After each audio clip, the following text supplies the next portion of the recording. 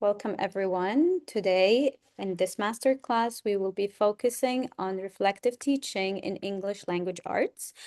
It's not about how reflective teaching can be an add-on, but as a mindset that shapes every instructional decision that teachers take, and how do we make reflective teaching decisions based on it. It's not about perfection and it's not about self-guilt. It's just about growth. Okay, so reflective teaching begins the moment teacher chooses growth over comfort and curiosity over routine. This quote actually is very powerful because it shows us that we don't need to judge ourselves in the way that we are teaching or in our feedback about what we reflected on based on our teaching. And it's very important to put this quote in front of our eyes or in the back of our minds while we're teaching to know that reflective teaching or reflection on our teaching, it's an ongoing skill. It's not something that we just do right now and then tomorrow we'll just forget about. And it's not something that we can do in one session and the next session is not. We need to be reflective as consistent, ongoing practice or a mindset. Let me introduce myself. This is a brief introduction about me. It doesn't have everything, but it has the most important things that I want to share. Okay, so again, my name is Sally. I'm a grade 3 homeroom teacher. So before teaching, I graduated from the Faculty of Science. So I went to a lot of different fields. Like for some time, I worked for forensic medicine, and some other times I worked in an in vitro lab. But my passion was always about teaching, so I went back to teaching, and that's why I'm seeking all the degrees that I can to make me the best teacher I can be. So I spent 5 years in teaching high school biology and sciences for middle school. And I went back down to teaching lower grades or elementary because I believe that if I want to leave a mark or if I want to shape a student's future, I should start from the very beginning. That's why right now I'm teaching grade 3 um, English, science, and math. So by the end of this session, we will be able to define reflective teaching, explain its role in English language arts, and apply reflective strategies. Finally, we will be able to evaluate instructions using evidence. Hopefully, by the end of this session, we will be able to achieve all these learning objectives. But if you would remember one thing, or if you remembered nothing from this session except few takeaways, I would love for these takeaways to be what you remember this session by. That reflective teaching improves instructional decisions. The second one, international reflection supports equity and responsiveness. Finally, an ongoing reflection directly improves learning outcomes, and reflection is not extra work. It makes our work more effective. Okay, let's start with a little icebreaker. It's like a mini game. I want you to type one song title that represents your teaching life right now. For me, I would choose Fight Song, but I don't know about you. So please use the chat box to just write any song title and that represents your teaching life right now.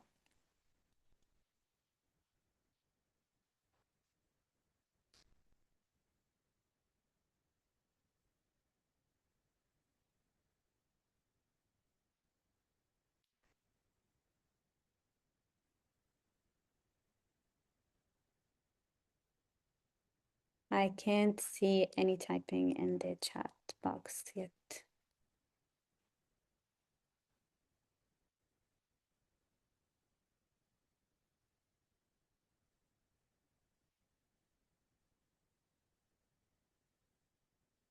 I'm a survivor. I'm gonna make it. That's a very interesting title. For me, the song that represents your ideal teaching day, it would be Let It Go from Frozen. Memories, also that's very interesting. Memories represents which one? The title that represents your teaching life right now or your ideal teaching day?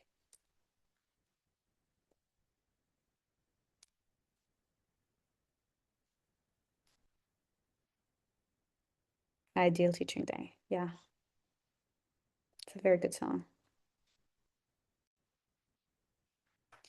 Okay, these are very interesting. The song I'm gonna make it, honestly, I haven't heard it before, so but from the title, I can imagine how it feels. Okay, so for now, if we get to move on, is it moving? Yes. Okay, good. So this in this slide, we will identify what is reflective teaching. What do you think reflective teaching is? Just write in the chat what do you think that, what do I mean when I say we have to reflect on our teaching, not on our learning, but teaching.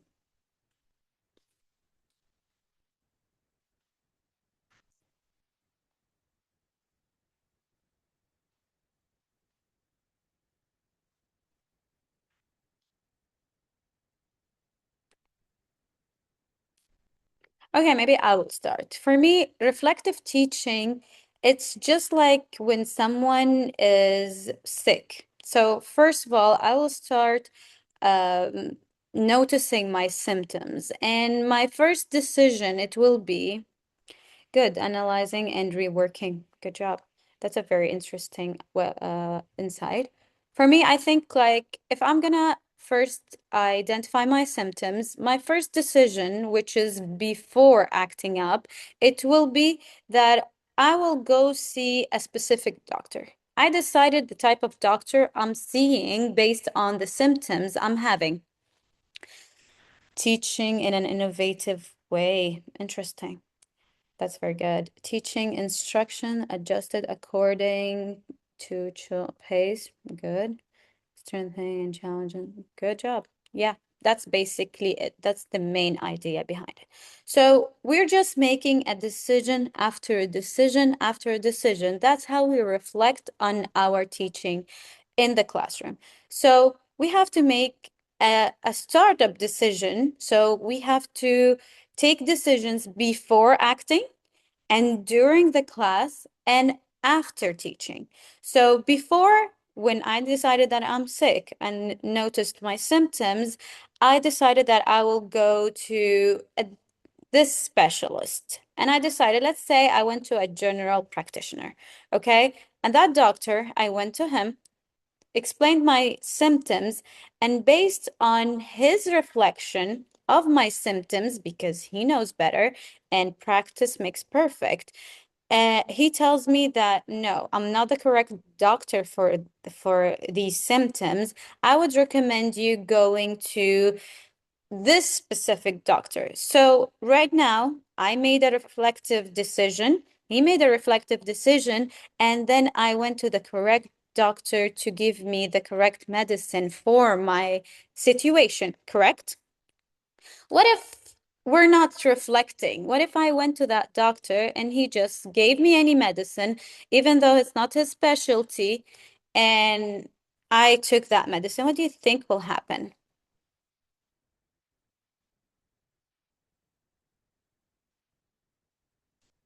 Sure, Suhail, maybe after this masterclass. What do you think would happen if I took that medicine that a wrong doctor gave me, or that's not his specialty?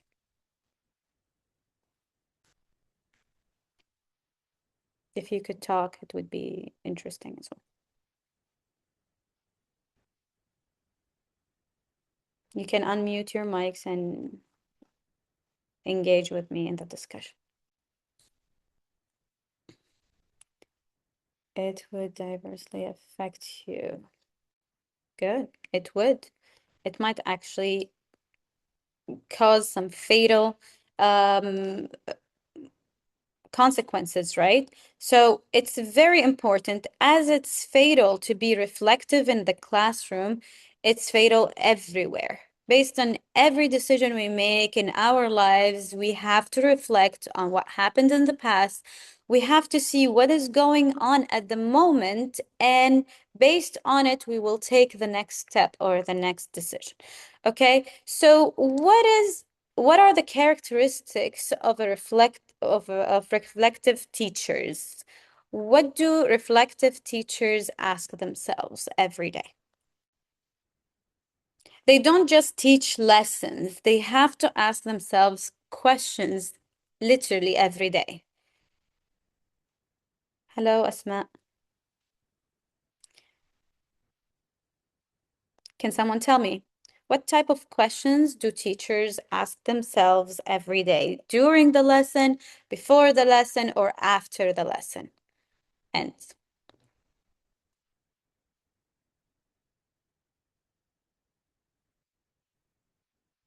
Okay, let me just give you a hint. Okay, so during my lesson, I'm asking myself, am I reaching the goal that I want? Am I achieving the learning objectives that I set in the beginning of the lesson?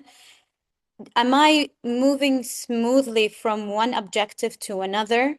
These are during the lesson. Before the lesson, I have to ask myself, what are the objective or what are the learning outcomes that I want to get out of this session? Okay, whether I'm teaching English or science or math. If I'm able to connect with a child, that's very important. The relationship that we build with the students is very important on how they perceive what we are teaching them. If my students, I've heard in a webinar before that the host was saying that if you're not famous, if your student don't love you, then you're not a very good teacher. Let's agree on something. Our students are not going to like us all the time because you're basically giving them work, and nobody likes to be given work. But if the main outcome that they actually like you, they will be willing to perceive more information from you. Okay? And that's a very huge point when we're reflecting on lessons. Did we see that student is paying attention or not? Are we differentiating into the right path? Is it applicable that 90% of the student to achieve the main learning outcome or not? So these are questions that we keep asking ourselves. I'm 100% sure that 100% of the teachers ask themselves, why did this work? Why did this activity work with them to deliver the information? Uh, who did it work for? Did it work for all my students? Did it work for all the levels of my students?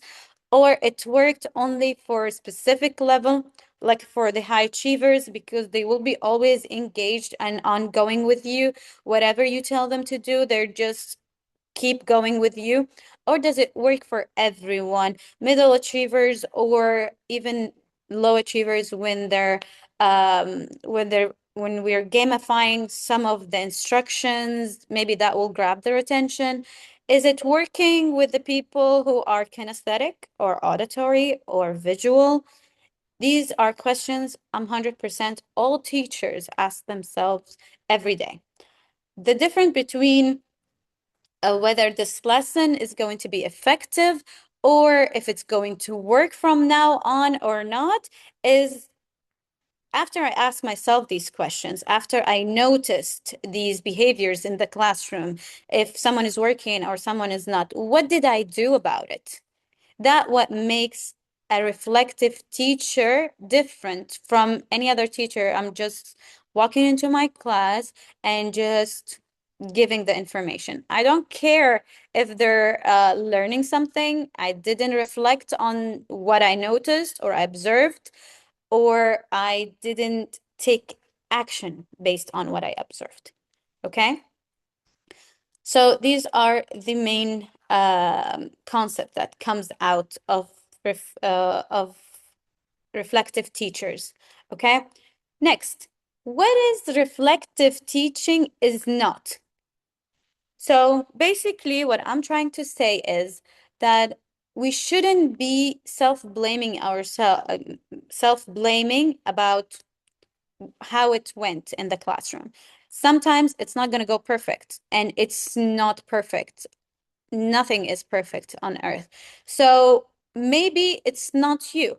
Maybe it's the student's readiness. So how I'm going to do that better next time? I will stop blaming myself for what went wrong, and I will start to think in a constructive way into how to make it right next time. Okay? And it's also not overthinking. It's not like when I'm walking into my class and I'm teaching, I don't overthink each single student's what are they doing and how I can fix it for individuals. We are looking for the major or the main outcome of our classroom. Okay.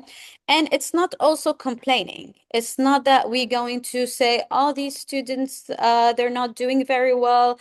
And I'm just complaining about the time of the lesson. I'm complaining about, let's say, the lighting. We're not just walking around and complaining about things or pointing fingers into why my lesson went wrong. Mistakes happen. It will reach that point at some time. Okay. And I can understand that sometimes the administrators or our leads, sometimes they put pressure on us that it needs to go perfect.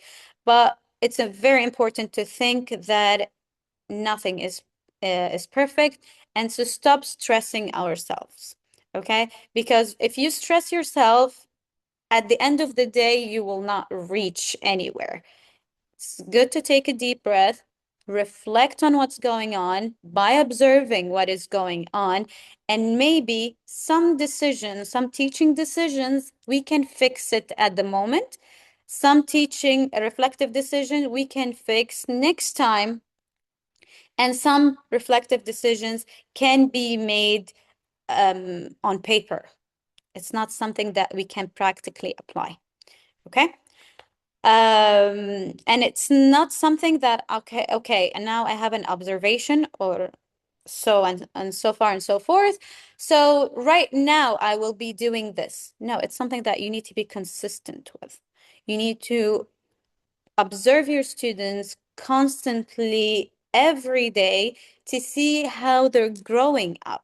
I know that might sound as a lot of work, but for me, when I started doing that, actually, it reduced my work to half, to not to be exaggerating, okay?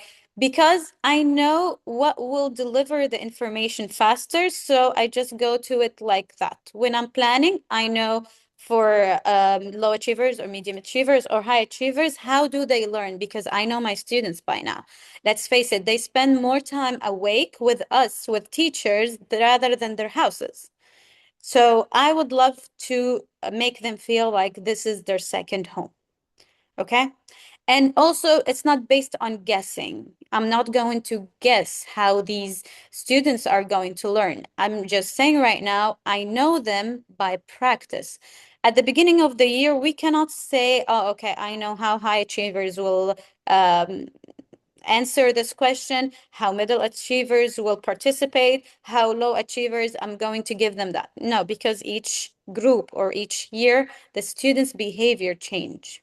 So it's based on evidence and how they learned and the outcome, basically like the exit ticket and so on. Okay?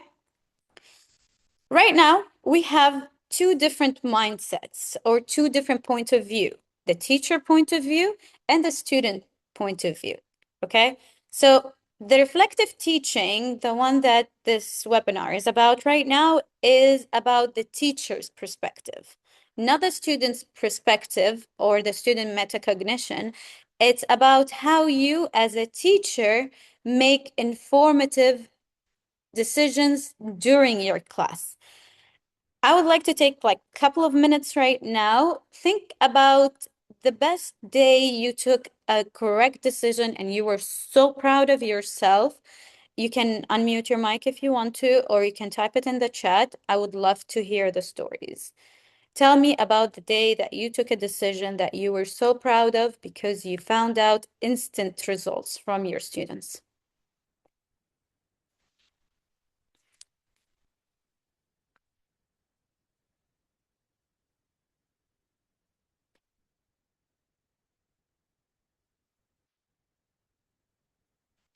Okay, can we please type it in the chat?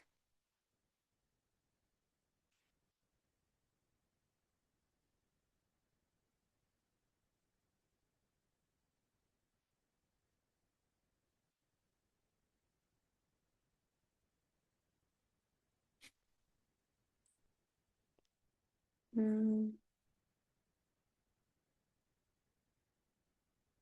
not able to unmute.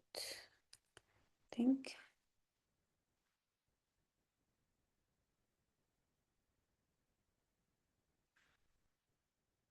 Uh, can we allow the co-host, can we allow the participant to unmute, please?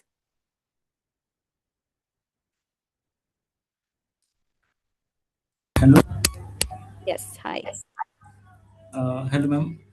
Yes, hi. Yes, yes, ma'am. I'm from India, and as you asked the question, our students are performing very nice. This is very good thing for us that what we are trying to teach in the classroom, this is Hmm. going on. We're transferring very in a good manner.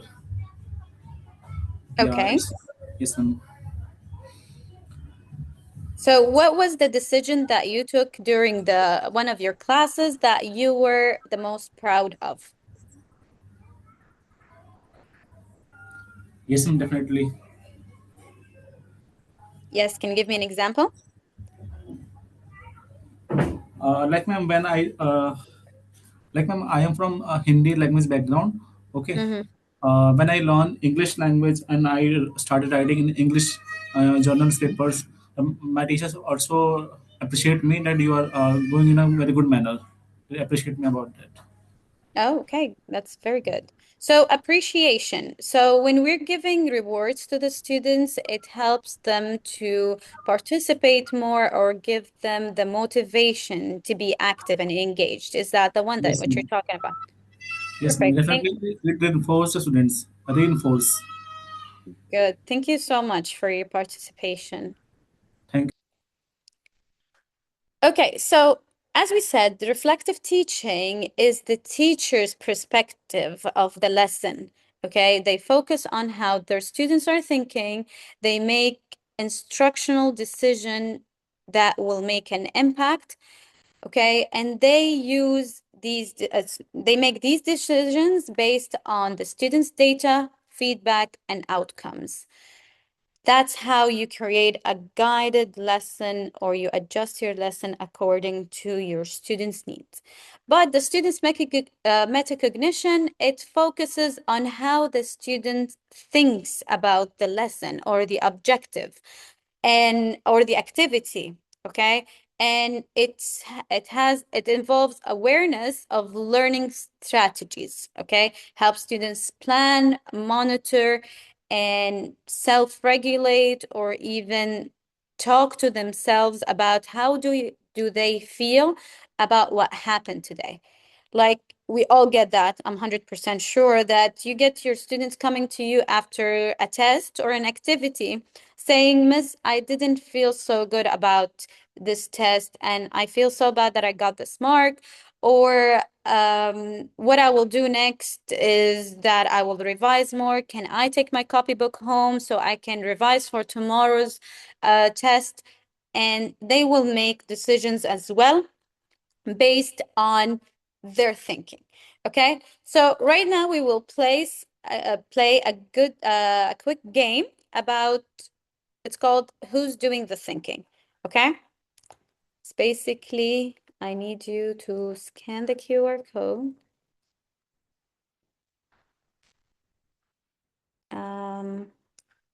Or I will put the link in the chat, okay? And I will put the code for you to join as well. I don't know if you can see the QR code. Can you see the QR code? Can someone confirm with me that they can see the QR code? Okay, good. So right now it's on the QR code, right? Okay. Can we join? I will see if you joined here. I don't know why it's not showing the code. Let me put it in the chat. And this is the code.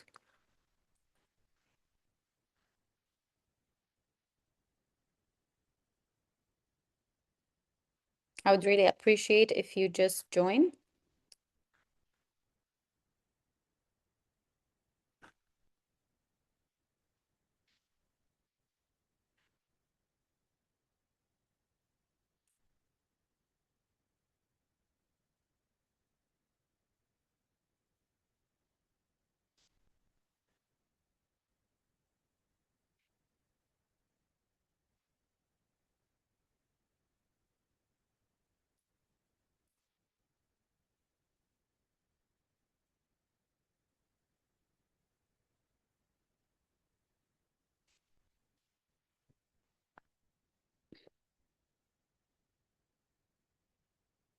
Okay, I think.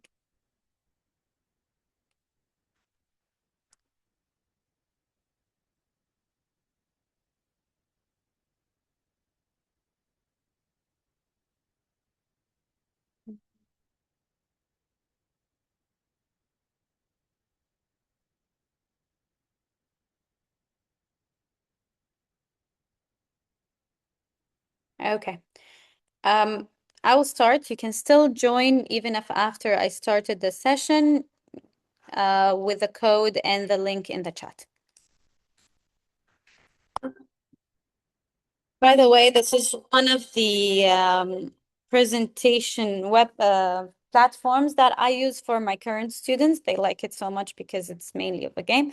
Okay, so here we will say scenarios, and you can tell me whether it's a reflective teaching or student metacognition, as in who's doing the thinking, the teacher or the student, okay? Where's the chat box? Okay, that's it. Good. Okay. So it says here, after reviewing students' work, I change my questioning for the next lesson. Who do you think is doing that? You can just type in the chat T or S, like teacher or student. T for teacher, S for student. Who do you think is doing that kind of thinking? Teacher, good job. Okay, so that's the teacher or reflective teaching. Next situation is I realized I misunderstood the task and adjusted my strategy. Who's doing this thinking? Teacher or student? If I misunderstood the task, am I the teacher or the student? Also, T for teacher, S for student in the chat, please.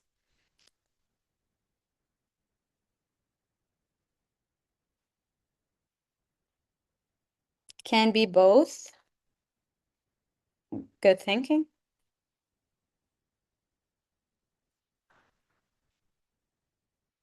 But mainly, what would it be? If we're giving an activity for a student, mainly it would be a student metacognition. Okay, next one. Most students succeed, but I reflected on who struggled and why they struggled. Who's doing that thinking? Teacher. Perfect. Okay, next. I checked my work against the success criteria to see if it worked. Also, this is a tricky one. A student, okay. A student said that. It also can be a teacher who said that I checked my work against the success criteria, but that's mainly after the lesson. But the student can do it during the lesson itself. Finally, I noticed gaps in prior knowledge and planned more scaffolding for students. Teacher. And that's it. I hope you enjoyed this quick flashcard, but this platform is very interesting. And thank you. Let's go back to our main focus. What happened? Roseanne?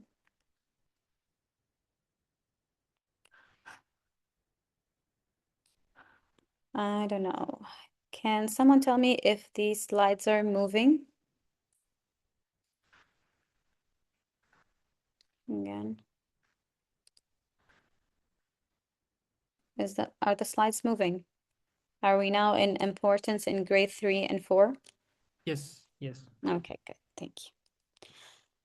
Okay, so of course, reflective teaching is a matter that should be applied across all grade levels. I just put this slide to focus on grades 3 and 4 because these are grades I'm teaching at the moment. But of course, 100%, we need to apply reflective teaching across all levels, regardless of the subject that we're teaching. But in grade 3 and 4, it's powerful in a specific way because students will transition from learning to read to learn. Because in grades 1 and 2, as I told you previously, I went back to lower grades because the impact and the foundation is happening here. And that's the most important thing. If the students are not if they don't have the strongest foundation in the language or in specific subjects, as they grow up, they will not be able to catch up to their classmates or to people or students in their same level. So that's why it's very important to start in early years, like KG and elementary, but it's very important to apply it in planning or to consider how we're going to plan our lesson based on our reflection of what's going on. Sorry. Okay. As we mentioned, that we will reflect before, during, and after the lesson. Okay. One of my best practices that I like to do all the time, that I ask my students to write comments about me during this lesson. How did they feel about the teacher? Not just me or any other teacher that's teaching them, whether it's Arabic or any other subject. I'm asking them to tell me how did they feel? What did they learn? We usually have that as an exit ticket at the end of the lesson, and I reflect on it when I am preparing or planning for the next lesson or the upcoming session, even if it's in the same day. Okay. So we have to clarify the learning goal. That something should be very clear and we should go back to it. I got a very nice comment from my principal when he was observing my lesson. And when I applied it, it showed me the effectiveness of it. He told me, tell them why they're doing this activity and go back to the learning objective. This goal, we need to achieve it because it will teach us that this task, we're doing this task because we're taking this out of it. Okay, do we all agree on that? It was a very effective note that he gave me, and I really appreciated. And then the next step, we need to anticipate the students' need, what they need, like what they know already, and how they will answer this worksheet, and who needs extra support into understanding based on misconceptions of the task. Okay. Then I will choose the correct strategy that will reach that learning goal. As I said, for the visual learners, I always apply visual activities, and for the kinesthetic, I apply that as well, and for the auditory. But the best practice is to do a combination among all these, and whichever level they reached, they can help, it can help them answer the remaining parts of the worksheet. Okay? Of course, as we said, we plan for differentiation and then we define the success criteria, as in, did they reach that? Is it success or fail? And we check, or I allow them to check, or their peers to check whether they reach the goal or they succeeded in that goal or not. Okay? Next, how do we plan decisions based on our reflection? How do you plan a decision based on your reflection? Can you just give me one word or like two words that, yes, I saw and I took an action like that? I observed and took an action.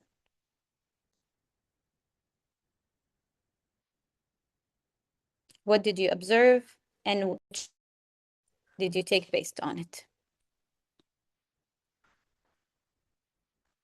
Can you tell me? One action and one observation.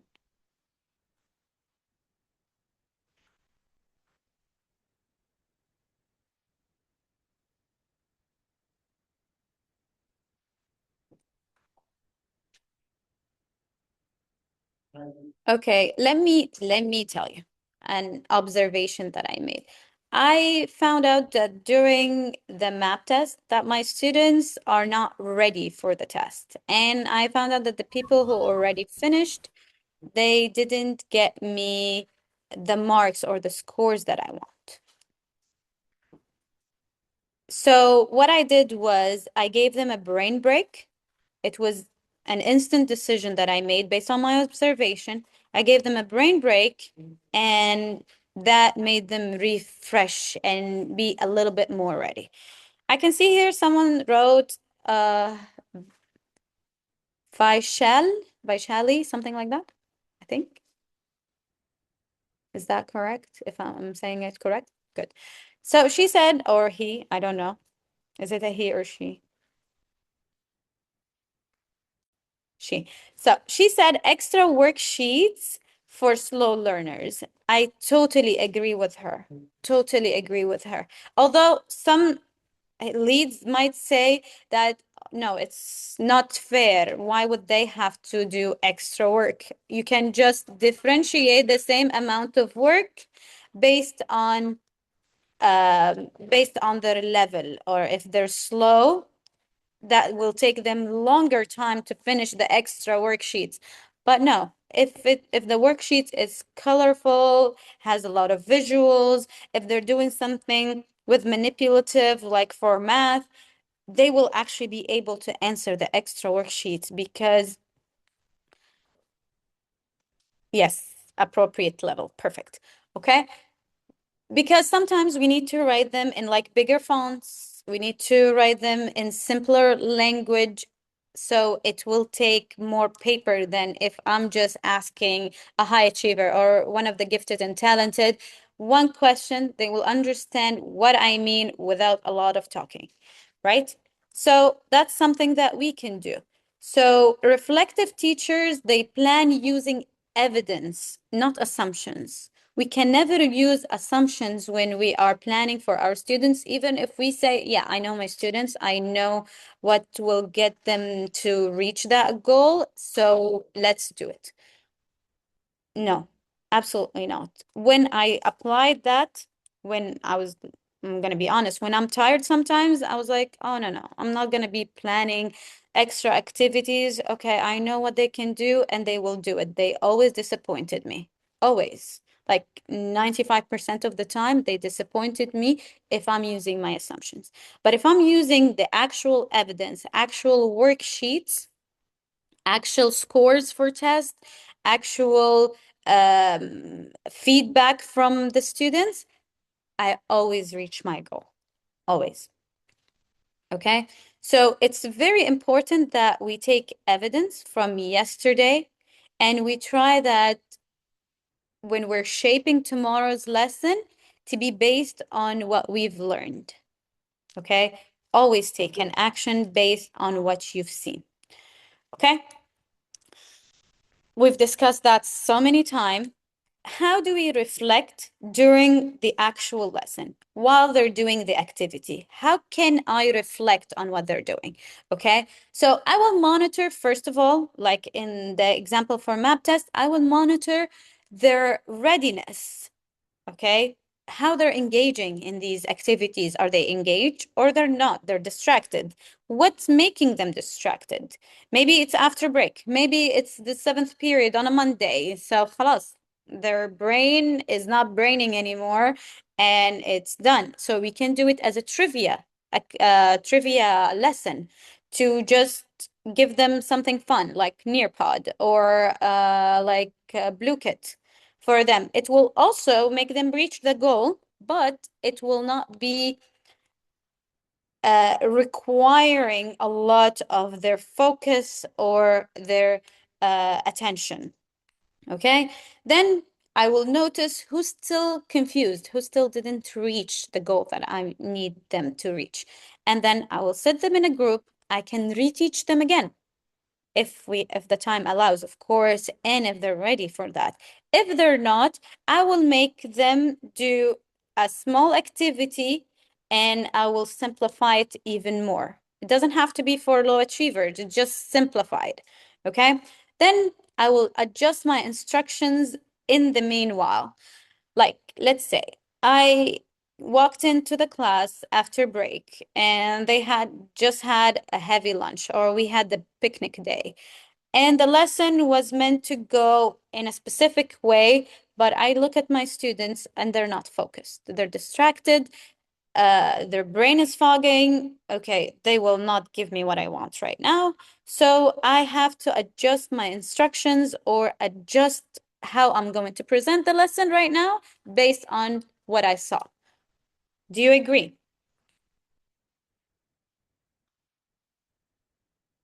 Do you agree on this methodology of teaching?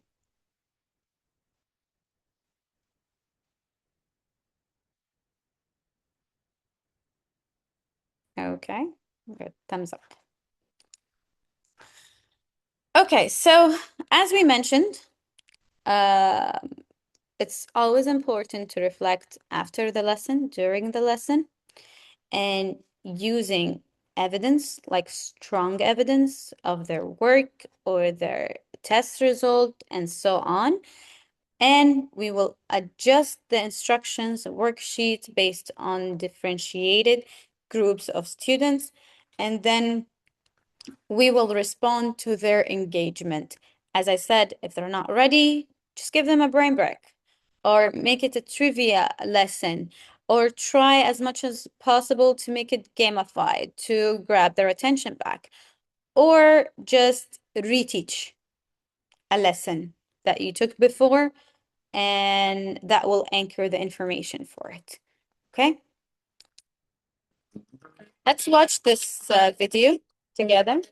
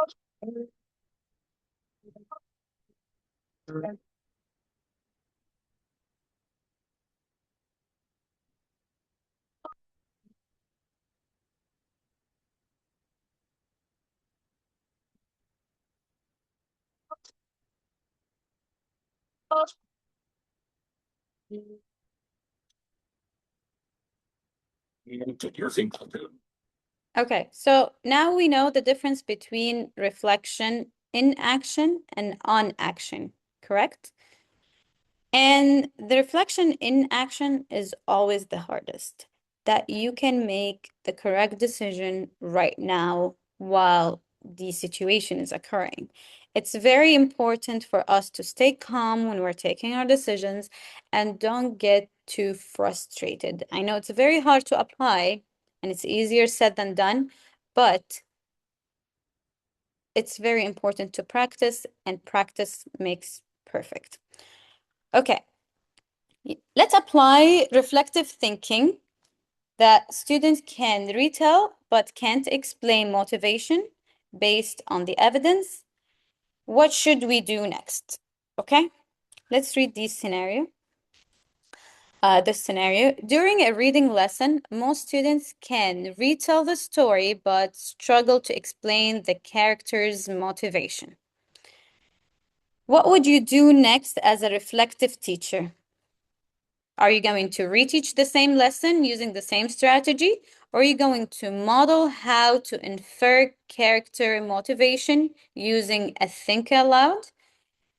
Or you will move on and review later? A, B, or C? Can you please drop it in the no audio? Is it still no audio? Hello? Can you hear me? Yes, ma'am.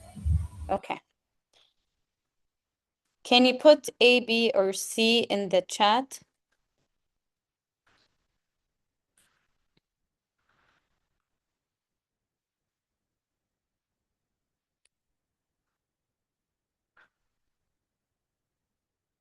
B, okay.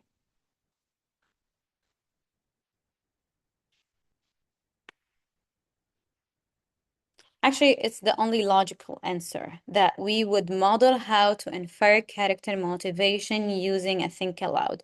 If we reteach the same lesson using the same strategy, if they didn't understand the first time, definitely they will not understand the next time. If we move on, then it will not anchor the information in their heads and they will simply forget it. Even if we revisit it later with a different strategy, it's very important to shape the glass while it's hot, because if we leave it to cool off, it will be cooled off to that same shape and we will have to start the whole process all over again. Okay, so during the lesson, most students can retell the story but struggle in explaining the strategy. It happens in most of the lessons, so we don't need to stress ourselves about it. Okay? Let's move on. Reflection after the lesson. It's basically very simple. We can just ask them in the exit ticket, list 3 things you remember from the lesson, give 2 examples of what you have learned, or write 1 question that you have about this lesson. Very easy, the reflection after the lesson. It's very important that what we do with it. It's not about how we apply it. It's about how we take action based on what we applied. Okay? Then, sources of reflective evidence. This is also very easy. We can have students' work samples. We can have AFL data where when we're asking during the lesson questions or their engagement questions or the hot questions. All these can be evidence that we can reflect on, or we can reflect on the student's behavior and responses.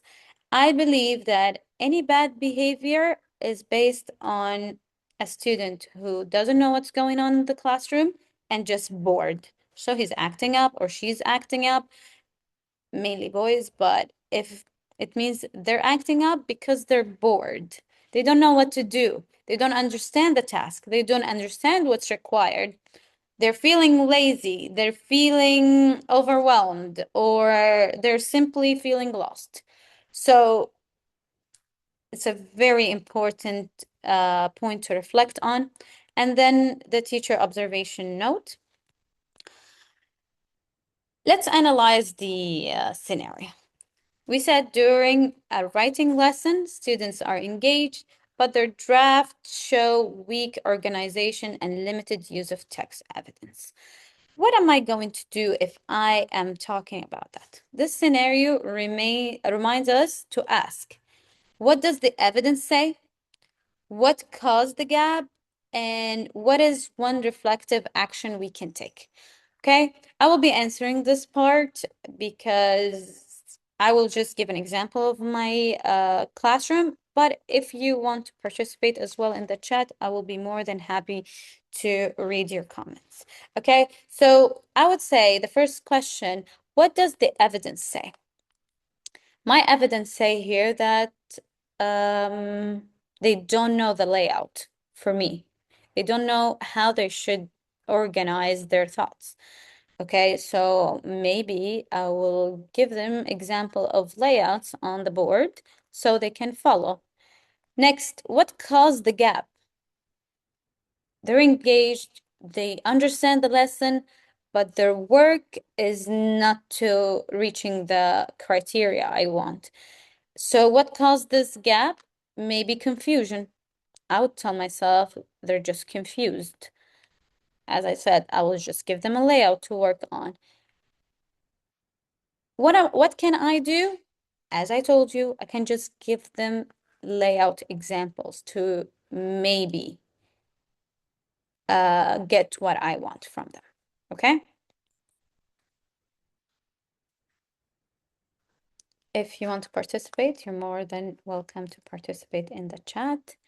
And we can move on. So reflective teaching in reading and writing, it's basically the same thing. We have to have a strategy, give them instructions how to apply the strategy. I can model in front of them for reading. I can read out loud or put my finger on the words so they can follow when they're reading. For writing, I can just show them how to write the letters, what goes on top of the line, which part of the letter goes under the line, how or what is required for them, and I can model it on the whiteboard and give them consistent feedback, like roam around the room and see what is going on. What are we doing? Are we doing it right? Are we moving in the right direction? Or do we need to redirect some students? Next, of course, 100% differentiation, always and forever. It's the same thing. Next, I believe that each teacher must have a reflective journal, even if it's not a physical one, just something in our minds, but maybe it's one of the most important things. Okay, so it was here saying choose one prompt and use an emoji to represent how you feel about it. Okay, so you can read one of these prompts, like 4 prompts, and just in the chat, just give me an emoji how you feel about it.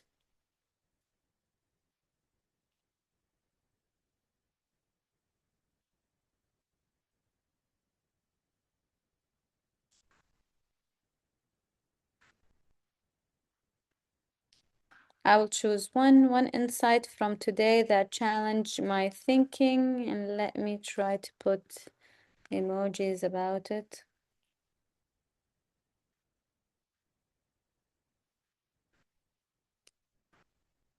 Yeah, I use emojis. Uh,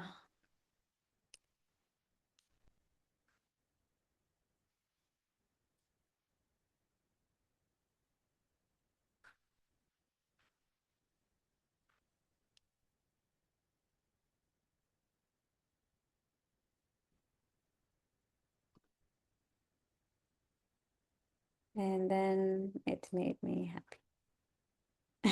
I wrote, I was shocked, and then I started thinking, talked, retouched the subject, and then I was happy. Okay, so Common challenges that might face us when we try to be reflective teachers. We all try to be our best because it's a big responsibility to be teaching the next generation. It's not just a job that you will do today and tomorrow, خلاص done, I can forget about it. It's something that we all feel responsible about the message we deliver to these young children.